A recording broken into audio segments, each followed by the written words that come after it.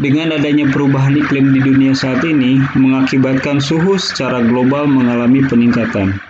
Kenaikan suhu ini mengakibatkan lapisan es di wilayah kutub meleleh. Hal ini dapat mendatangkan bencana di bumi.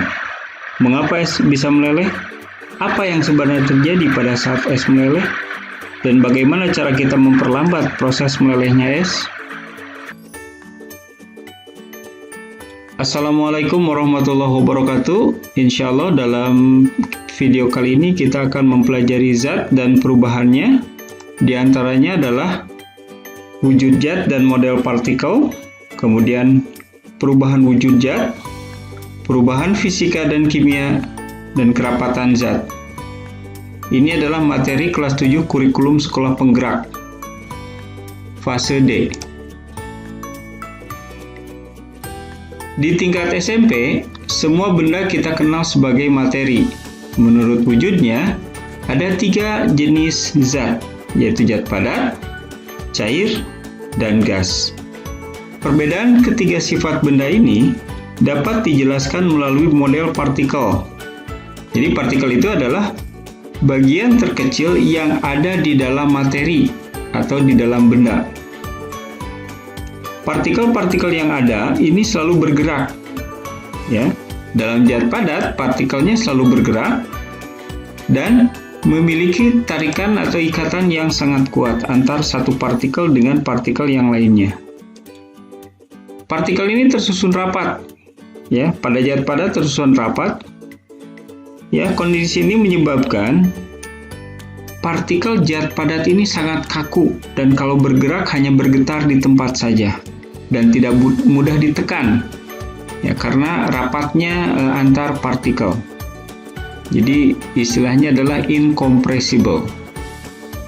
Itu zat padat. Yang kedua adalah zat cair. Jarak antar zat cair itu agak renggang. Partikelnya berikatan lebih lemah daripada ikatan pada zat padat. Hal ini menyebabkan partikel zat cair agak bebas bergerak. Ya, mudah berubah bentuk dan mudah ditekan atau compressible. Jadi kalau kita bandingkan, kerapatannya masih rapat zat padat, ya ini. Sementara zat cair tidak. Ya. Oke. Berikutnya adalah gas. Posisi partikel-partikel yang ada pada gas saling berjauhan. Ya, jarak antar partikelnya banyak terdapat ruang kosong. Ini menyebabkan gas mudah ditekan. Dan antar partikel gas ini memiliki ikatan yang sangat lemah. Itu hampir tidak ada. Ya, kalau diilustrasikan seperti inilah. Ini mudah untuk lepas. Ya.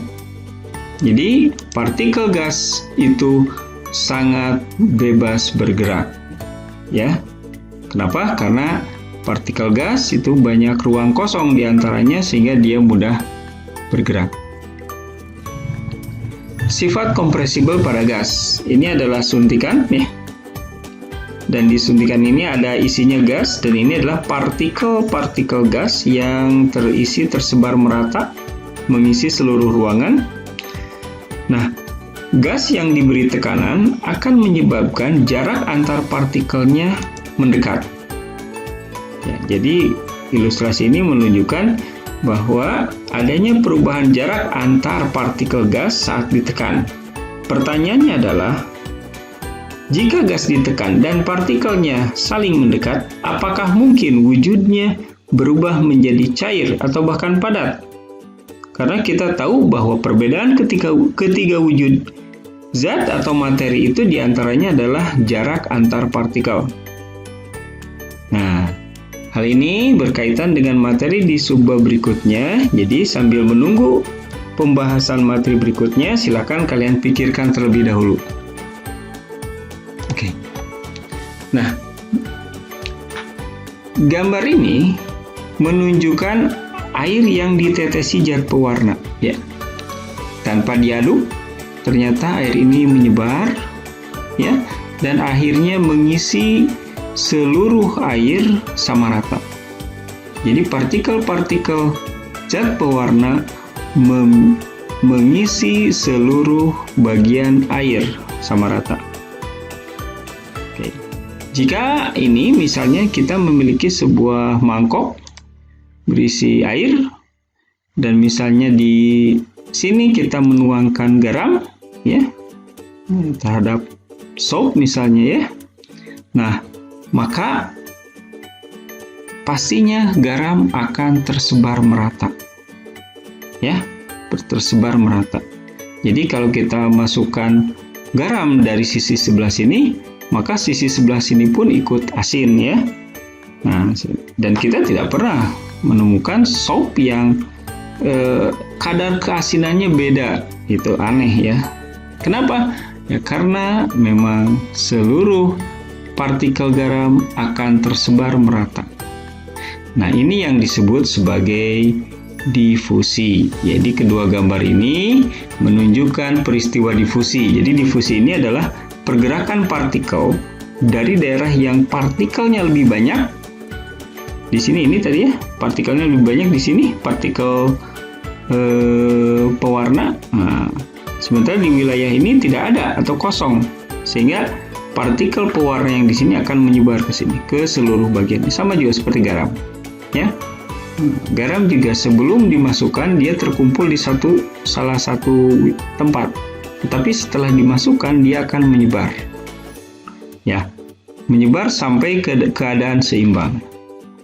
Nah, pertanyaannya apakah difusi terjadi pada gas?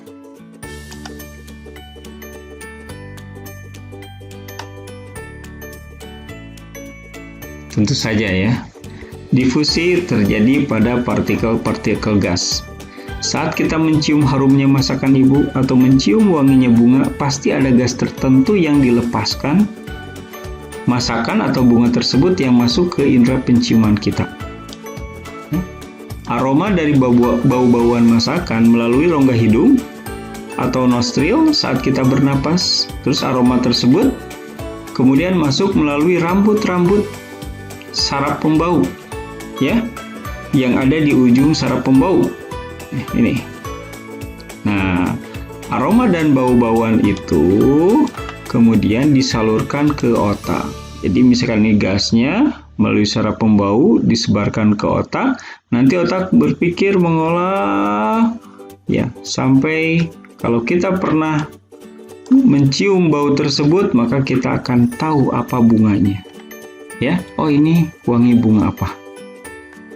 Nah, sebagai informasi, manusia itu bisa mendeteksi sekitar 2.000 sampai 4.000 jenis bau yang ada di dunia ini. Nah, hewan dengan indera penciuman yang tajam. Jadi kemampuan makhluk hidup dalam membedakan bau diatur oleh gen penciuman. Gen penciuman bekerja dengan mengenali protein yang menempel pada saluran pernapasan dan terikat pada molekul bau. Sel saraf kemudian mengantarkan informasi yang dikenali oleh gen ke otak yang menghasilkan otak bisa mengklasifikasikan jenis aroma. Jadi banyak hewan yang memiliki penciuman yang lebih kuat dari manusia ya. Sementara manusia memiliki 5 juta sel reseptor, anjing ini memiliki 220 juta sel reseptor. Gennya juga berbeda ya. Manusia ada 350 gen penciuman, anjing ada 1100 gen penciuman. Ya. Maka gajah lebih hebat lagi, ya. Gajah ini memiliki 2000 gen penciuman. Jadi bagi anjing dan gajah, dunia ini adalah tempat yang sangat bau ya.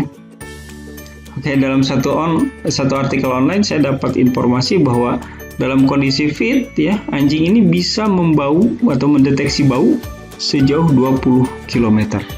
20 km. Jadi bersyukur kepada Tuhan Yang Maha Esa yang telah menganugerahkan keterbatasan kita atau manusia ya dalam mencium bau. Karena kalau kita memiliki ketajaman penciuman seperti anjing, sepertinya kita akan selalu terganggu dengan bau-bauan hingga jarak 20 km. Oke, mungkin itu yang bisa disampaikan kali ini. Semoga bermanfaat. Nanti ada video berikutnya yaitu tentang perubahan zat. Oke, terima kasih. Assalamualaikum warahmatullahi wabarakatuh.